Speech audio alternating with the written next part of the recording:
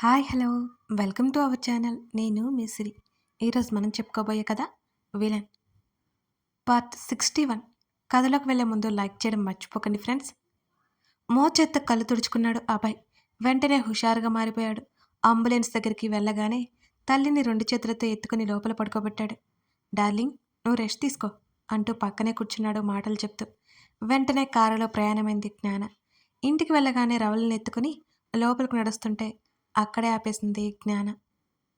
పని మనిషి చేత హారతిప్పించింది. లోపలికి తీసుకురమ్మనగా అక్కడి నుంచి రవలిని గదివైపుకి తీసుకెళ్లాడు అభయ్. వీల్చైర్లో కూర్చోబెట్టి అభయ్ జ్ఞాన ఇద్దరు ఆమె పాదాలకు నమస్కరించారు. వాళ్ళ తల మీద చేపెట్టి ఆశీర్వదించడానికి కూడా చేతులు రాలేదు ఆవిడకి. ఆవిడ ప్రయత్నం చేసిన వృధానే. ఆవిడ చేతుల్ని తల మీద పెట్టుకున్నారు. అమ్మా, అనుకోకుండా మా పెళ్ళి జరిగిపోయింది, కానీ తాళే కట్టలేదు అని నవ్వేసి, తాతయ్య వచ్చాక అందరికీ తెలిసేలా చేస్తారు అని తల పైకెత్తి చూడగా రావలి కళ్ళల్లో ఆశ్చర్యం. చిన్నగా నవ్వుతూ, నువ్వు కోరుకునే ఎలాంటి కోళ్ళొచ్చిందా అని కళ్ళెగరేస్తూ జ్ఞానతో పాటు పైకి లేచాడు అభయ్. అంతే, కాబోయే వైఫ్ క్వాలిటీస్ ముందే డిసైడ్ చేసుకున్నావన్నమాట. నడుం మీద 2 చేతులు పెట్టుకుని అభయ్ వైపు చూసింది జ్ఞాన. అంత లేదండి బాబు, మా అమ్మ అనేది అలా ఉండాలి ఇలా ఉండాలి అని. ఏమ్మా అంటూ తల్లివైపు చూశాడు అభయ్. రావలి పెదవులు విచ్చుకున్నట్టు కనిపించే ఇద్దరికి. త్వరలోనే కుదురుకుంటుందని నమ్మకానికొచ్చారు ఇద్దరు. ఒక నర్స్ని అపాయింట్ చేసి అక్కడే ఉండేలా ఏర్పాటు చేసింది జ్ఞాన. డాక్టర్ ప్రతిరోజు వచ్చి చెక్ చేసేలా ఆమె అన్నీ చూస్తోంది. ఇంటి చుట్టూ సెక్యూరిటీని పెంచి అలర్ట్ చేశారు. నర్సుతో పాటు రావలిని చూసుకోవడానికి ఓ మనిషిని కూడా పెట్టారు. తల్లిని పడుకోబెట్టి అక్కడి నుంచి జ్ఞానతో పాటు వచ్చేశాడు అభయ్. కొడుకుని చూస్తూ కళ్ళు మూసుకుంది సంతోషంగా రవలి. గది లోపలికి రాగానే జ్ఞాన చేతులు పట్టుకొని లాగి హత్తుకున్నాడు గట్టిగా. Thank you so much. Surprise ఇలా ఉంటుందని నేను ఏమాత్రం ఎక్స్పెక్ట్ చేయలేదు అని అన్నాడు అతను. సంతోషమంట అతని మాటల్లో తెలుస్తుంటే జ్ఞాన నవ్వింది. అభయ్ ఫోన్ మోగుతుంటే ఆమె నుంచి దూరం జరిగి, చెప్పండి తాతయ్య అని అన్నాడు అభయ్. జ్ఞాన డోర్ లాక్ చేసి వచ్చింది. ఇద్దరు బెడ్ మీద కూర్చున్నాడు. స్పీకర్ ఆన్ చేశాడు అభయ్. నీకు మొన్న సూట్ కుట్టించాను కదా అభి అని శరత్ చంద్ర అనగానే వాళ్ళకి విషయం అర్థమైంది. అవును తాతయ్య, అది నాకు సరిగ్గా సూట్ కాలేదే అన్నాడు అభయ్. సూట్ అయ్యే మార్గం తెలిసింది. నాకు తెలిసిన మంచి టైలర్ ఉన్నారు, ఎక్కడ స్టిచ్ వేయాలో తెలుసు అని అడిగాడు. అలాగే తాతయ్య, వేయిద్దాం. మీరెప్పుడు బయలుదేరుతున్నారు అని అడిగాడు అభి. నేను 2 రోజుల్లో వచ్చేస్తాను అభి. ఇంతకీ అమ్మాయి ఎలా ఉంది? రెస్ట్ తీసుకుంటుంది తాతయ్య. మీరు త్వరగా వచ్చేస్తే మీకు న్యూస్ చెప్పాలి అన్నాడు అభయ్. అభి, నీతో పర్సనల్గా మాట్లాడాలి అని శరత్ చంద్ర అనగానే మూతి తిప్పింది జ్ఞాన. అతను నవ్వుకున్నాడు. స్పీకర్ ఆఫ్ చేసి అక్కడి నుంచి బాల్కనీలోకి వచ్చాడు అభయ్. చెప్పండి తాతయ్య. ఇంతకీ మీ లవ్ ట్రయల్స్ ఎక్కడి వరకు వచ్చాయి మిస్టర్ అభయ్? నేను వచ్చేసరికి నా మనవరాలు గ్రీన్ సిగ్నల్ ఇచ్చినట్టు చెప్తారా లేదా? నాటకీయంగా పలికాడు శరత్ చంద్ర. ఏమనుకుంటున్నారు తాతయ్య, ఈ అభయ్ అంటే? మీ మనవరాలు ఎప్పుడో నా ప్రేమకు లొంగిపోయింది అని అన్నాడు గర్వంగా. నిజంగానా తాతయ్య? మీరు వచ్చాక మా రిసెప్షనే ఏకంగా అని అన్నాడు అభయ్. అంటే అభి? తాతయ్య, నాకే తెలియకుండా అడవిలా అంటూ తనకు జ్ఞానకు జరిగిన పెళ్లి, దిద్దిన సింధూరం, దాని గురించి చెప్పాడు అభయ్. శరత్ చంద్ర ముందు షాక్ అయినా ఆ తర్వాత సంతోషపడిపోయాడు. నేను అనుకున్న దానికంటే చాలా స్పీడ్గా ఉన్నావే నువ్వు అనగానే అభి నవ్వుకుంటూ, అంటే తాతయ్య అది అంటూ సిగ్గుపడ్డాడు. నేను వచ్చేసరికి మనవడినో మనవరాలను చేతిలో పెట్టవు కదా అన్నాడు శరత్ చంద్ర నవ్వుతూ. ఇంకో సంవత్సరం ఆగి వస్తే ఖచ్చితంగా పెట్టేవాడిని. మరీ 2 రోజులంటే కష్టం కదా తాతయ్య అని అభయ్ అనగానే ఇద్దరూ నవ్వేసుకున్నారు హాయిగా. బోల్డన్ని జాగ్రత్తలు చెప్పి కాల్ కట్ చేశాడు శరత్ చంద్ర. బెడ్ మీద అలకగా ముఖం పెట్టి కూర్చుని ఉంది జ్ఞాన. హలో మేడం జీ, మీరు అనుకున్నట్టు అక్కడ ఏం లేదు.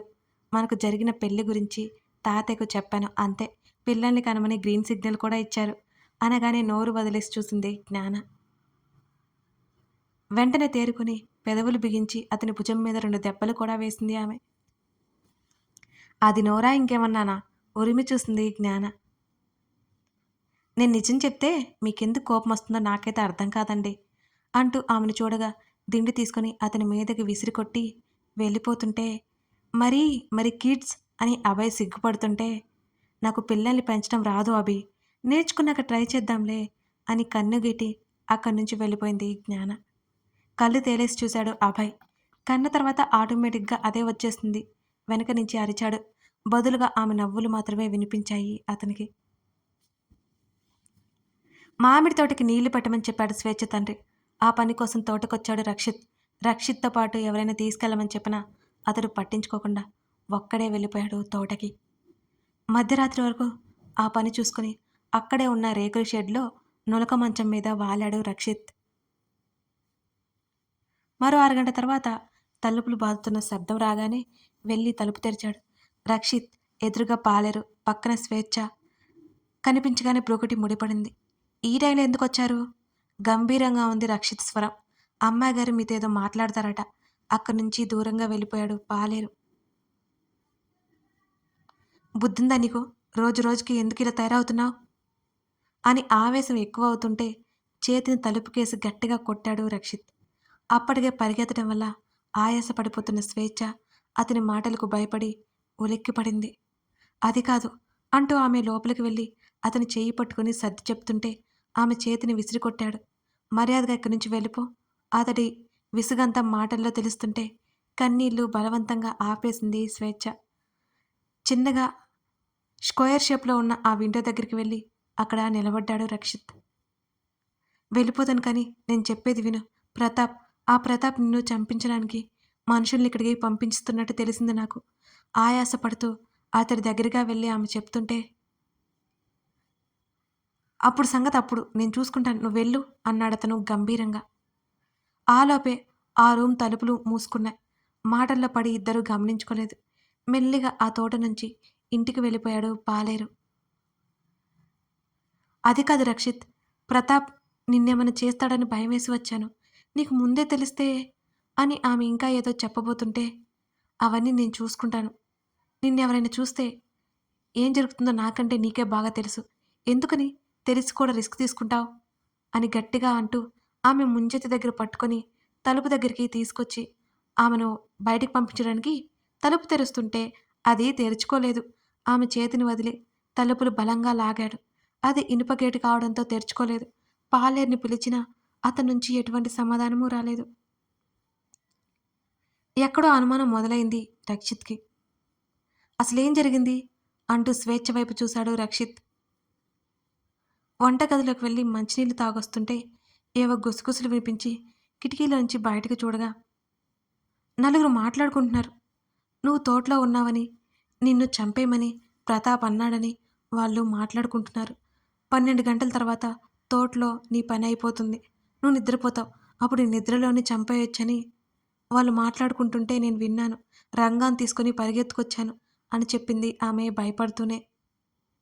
అతని మీద ప్రేమ అర్థమవుతున్నా అసహనంగా ఉంది అతనికి ఆమె ఈ సమయంలో రావడం. స్వేచ్ఛ ముందు వెనక ఆలోచించకుండా రావడమేనా? రంగాన్ని పంపిస్తే చెప్తాడు కదా, నువ్వు రావడం ఎందుకు? ఇప్పుడు చూడు, అడ్డంగా ఇరుక్కుపోయాం. బయట తలుపులు వేశారు. రంగాన్ని సైడ్ చేసి ఇక్కడ ఇరికించవచ్చు ఉండొచ్చు. లేకపోతే రంగానే ఇలా చేసి ఉండొచ్చు. ఇప్పుడు ఇక్కడి నుంచి ఎలా బయటపడాలి? ఇదంతా ఇనుముతో చేసిన గది. తలుపులు కూడా రావు. ఎవరైనా చూస్తే ఎలా ఉంటుందో తెలుసా? ఇప్పుడేం చేయాలో అర్థం కావట్లేదు అంటూ అసహనంగా అటు ఇటు తిరిగాడు రక్షిత్. ఉదయాన్నే మోటార్ ఆపడానికి ఎవరో ఒకరు వస్తారుగా, కిటికీలోంచి కనబడుతుంది కదా, అప్పుడు నేను వెళ్ళిపోతానులే అని చెప్పింది స్వేచ్ఛ.